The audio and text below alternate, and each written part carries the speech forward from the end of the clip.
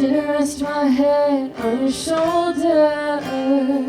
Forgot to tell you how much I liked your hair. The way you danced was charming. Your grandpa clothes and the rings you wore were cool.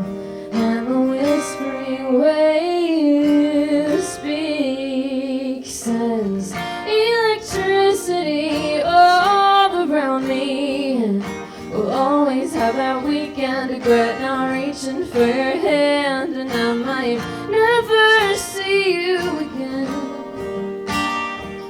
but oh, hope till the end. Oh, oh, oh, hope till the end. Here to talk about today's theme of innovation. First of all, I just want to say, like, this is the perfect place to be for innovation, right?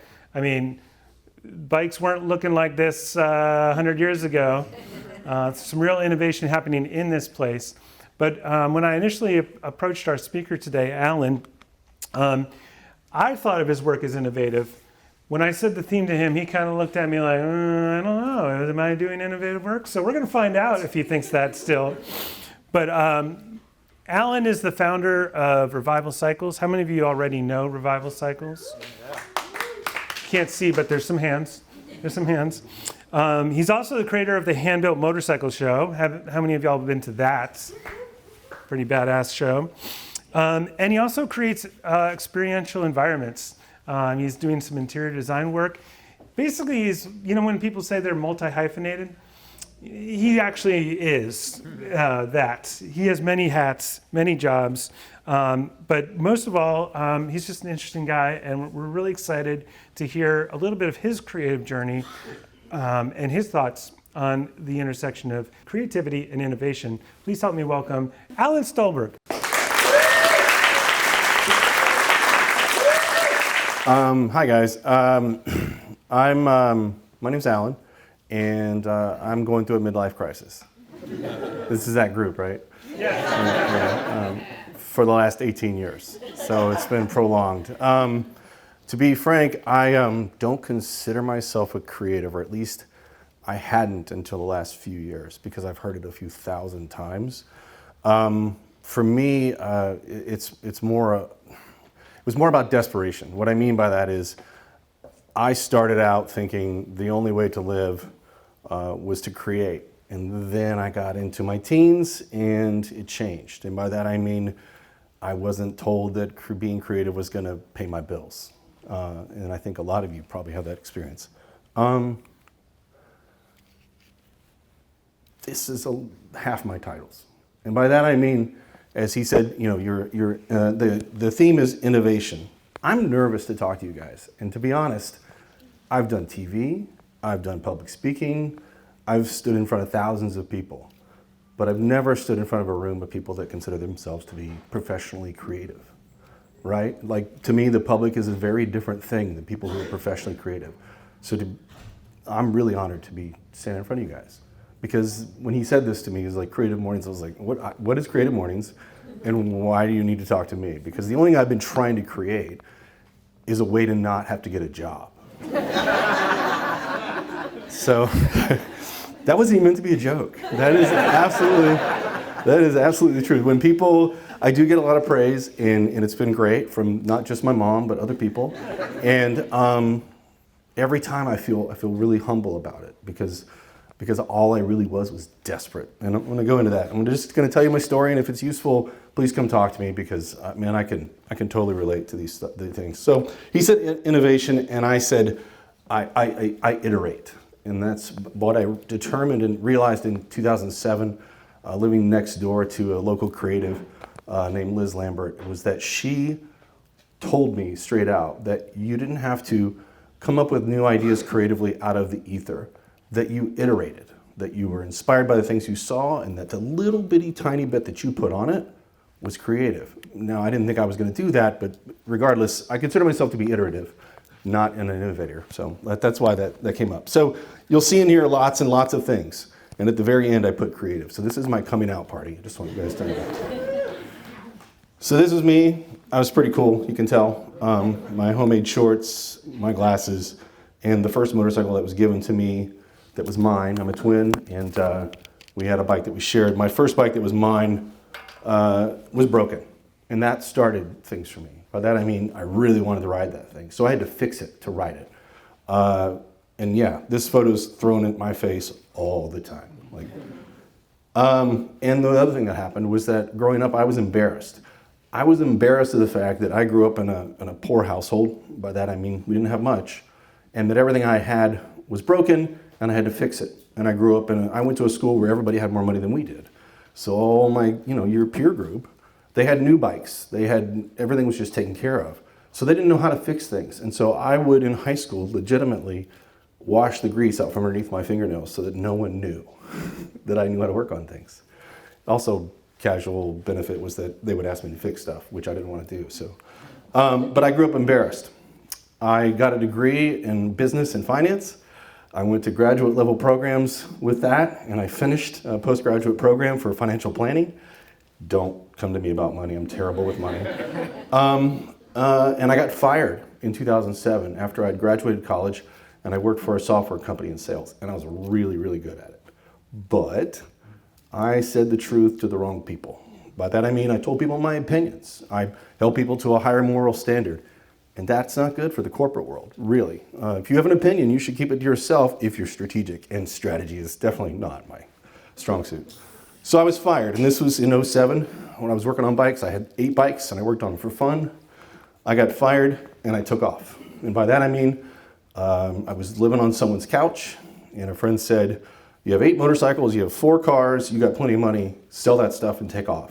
So I did. Scared to death, I took off to Europe.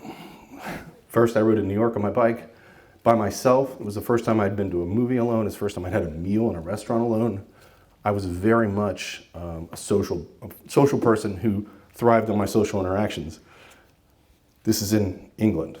And by that I mean we're a month or 6 weeks into a trip, and I'm in England, and I'm just wandering from place to place. I landed and felt not just foreign. I mean, I've been to Europe, but not like this. And by that I mean just jumping from couch to couch. And everyone I met inspired me. Everything I saw was different than what I'd grown up with. I mean, in pre-war, we're talking 100-year-old plus motorcycles scattered in a field to me that were just museum pieces.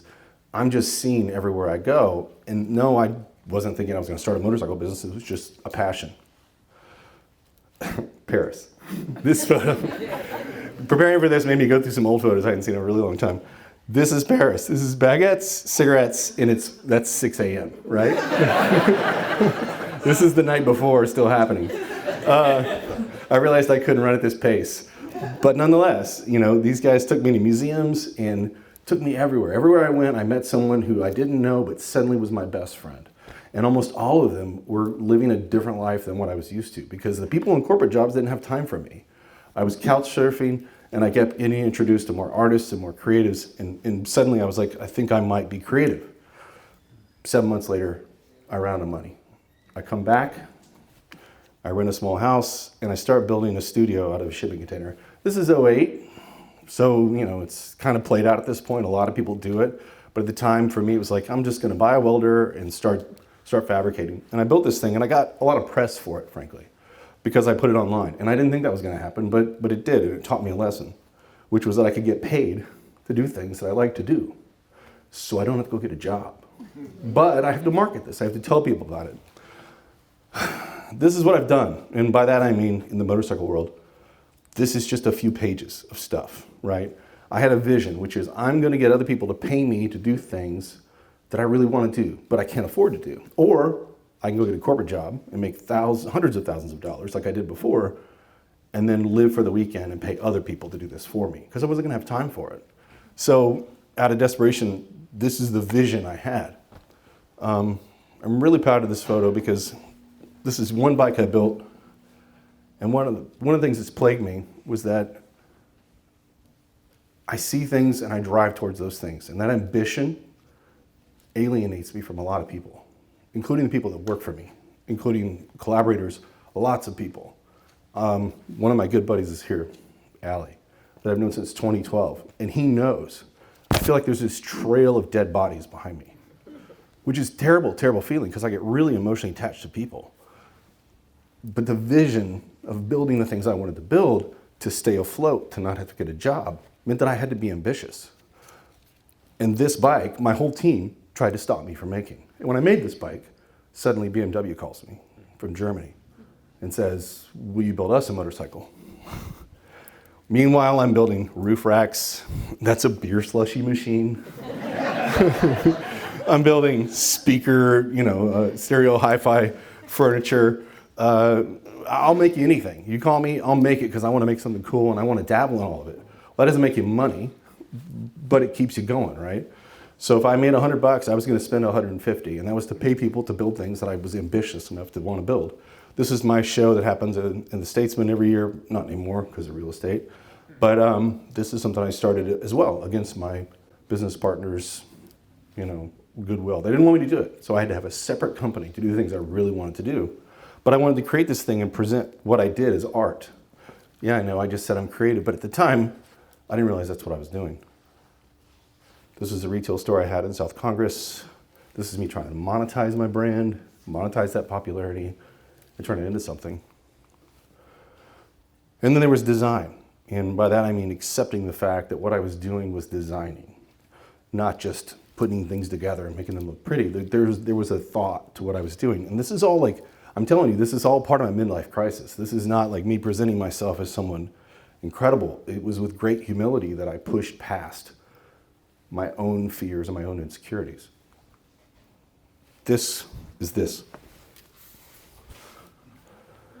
By myself, 10 p.m. On a Friday night in my workshop, listening to really angry music, drinking a cocktail, and deciding that this is what I was going to build. And this is the thing I did by myself. By that I mean sole vision, sole creative, complete creative control, paid for by BMW out of Germany. They just gave me $150,000 and said, build whatever you want. Here's a motor. And that's what I built, which was great. I mean, really cool. But it was the first time I realized that I could do it by myself. Stuff. I already talked about this. This isn't therapy, I get it.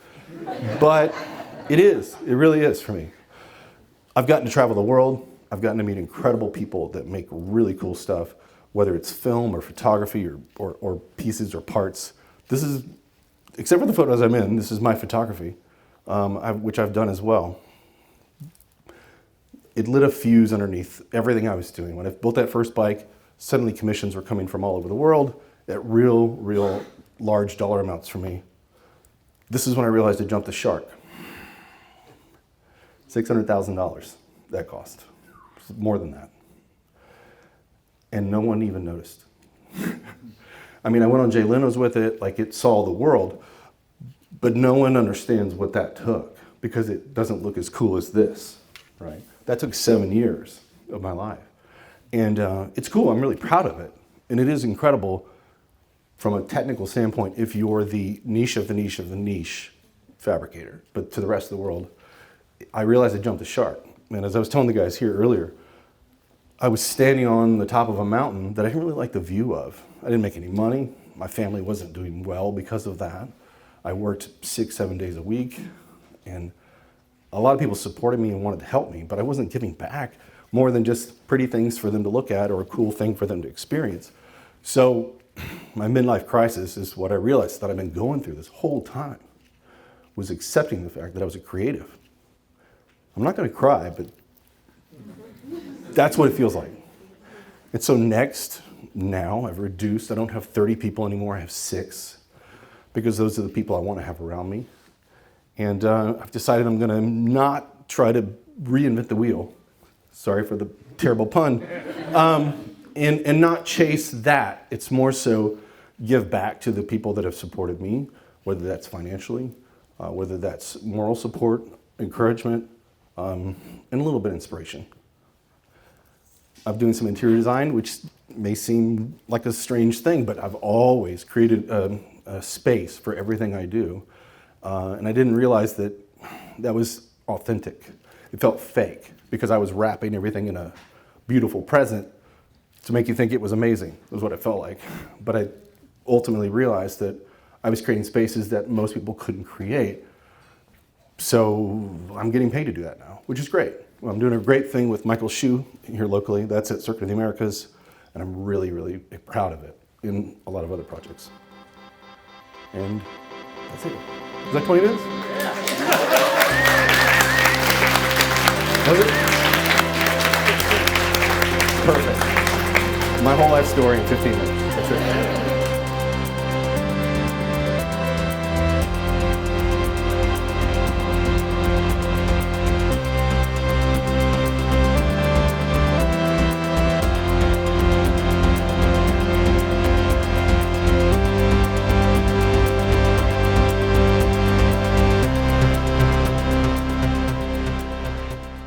Well, what you've done is you've left a lot of time for us to ask you questions, because you just went through several decades of work. So I can't imagine anyone has any questions about it, except that there's a hand up already. Yes, sir. For you, what was your inspiration for the depth? The birdcage? Actually, I'll take this back. If you,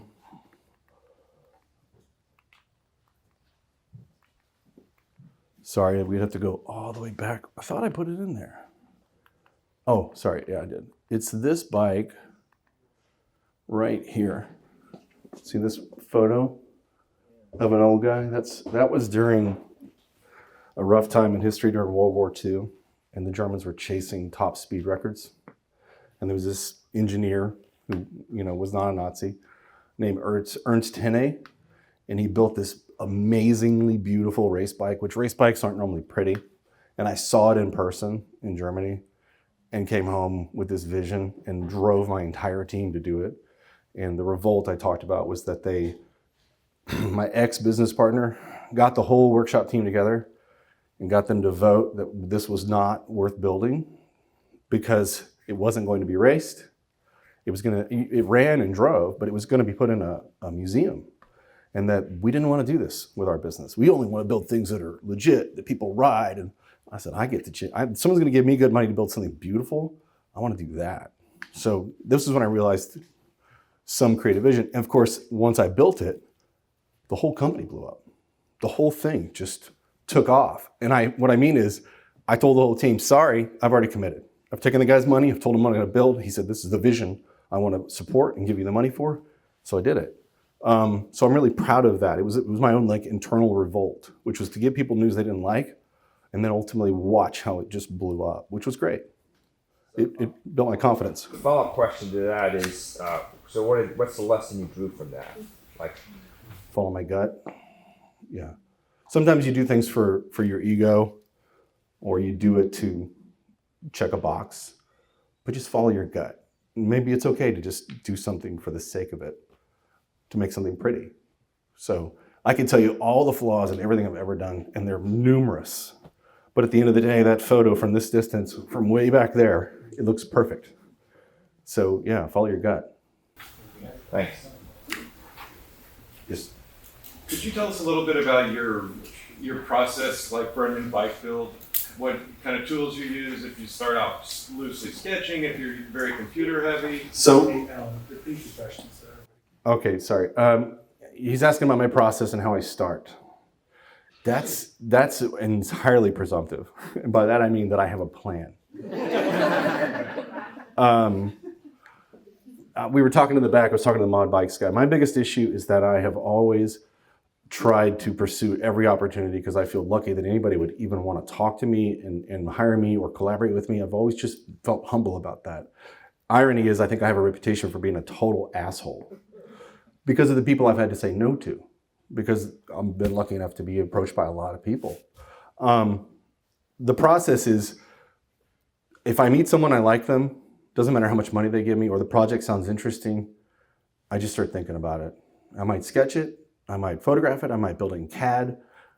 It changes. Sometimes it's a napkin. This legitimately was 2 tires mounted on steel frame. BMW didn't like my initial design. I had a contract, said I could do whatever I wanted, but they didn't like this one direction I was taking, so I had to completely reimagine the whole thing. I had 7 weeks to build the damn thing. And what I mean is that was drinks and Friday night and angry music, which is the only time I've ever done it that way. Every other time I've thought about it and I've contemplated it and I collaborate with whomever, but that's not a great answer. But to be honest, lots of ways. I'm organic, and what I loved about building that first shipping container was that it made me remain inside a literal box, so it was easy creatively, right?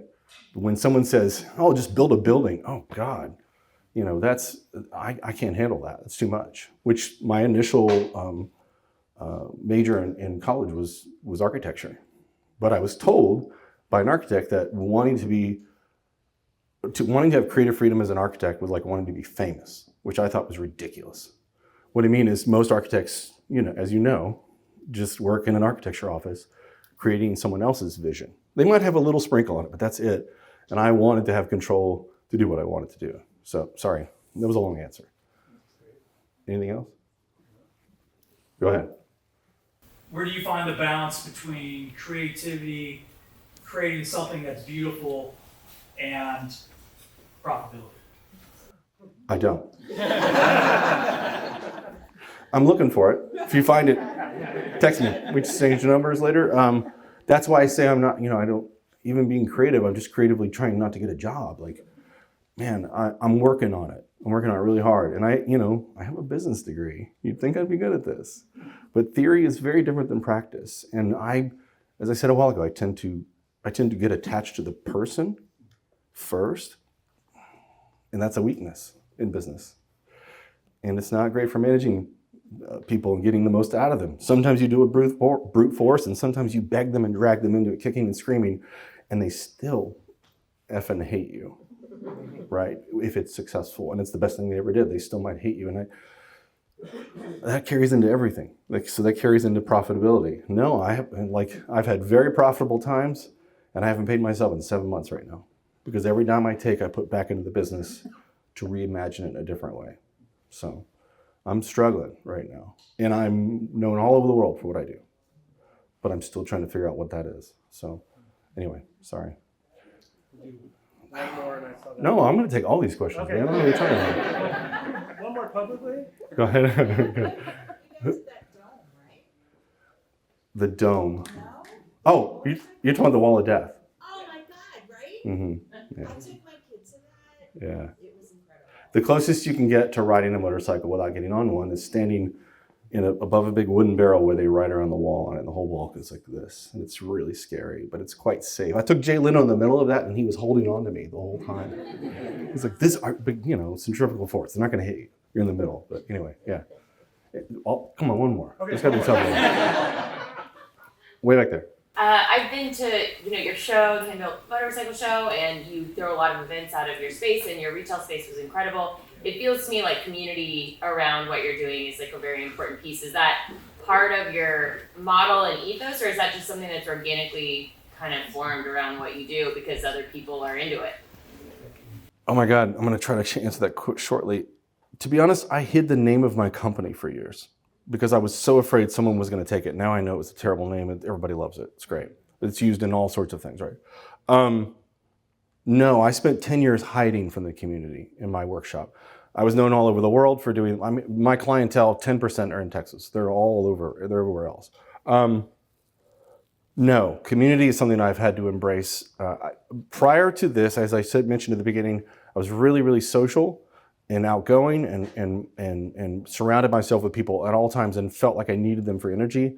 And then in 08, when I came back and I started this company, desperation led me to not do any of that anymore. I would have an event once a year at my workshop, and I'd have the event during MotoGP. That was because I didn't want someone else to do, during this world-class motorcycle race, I didn't want someone else to have a party that sucked.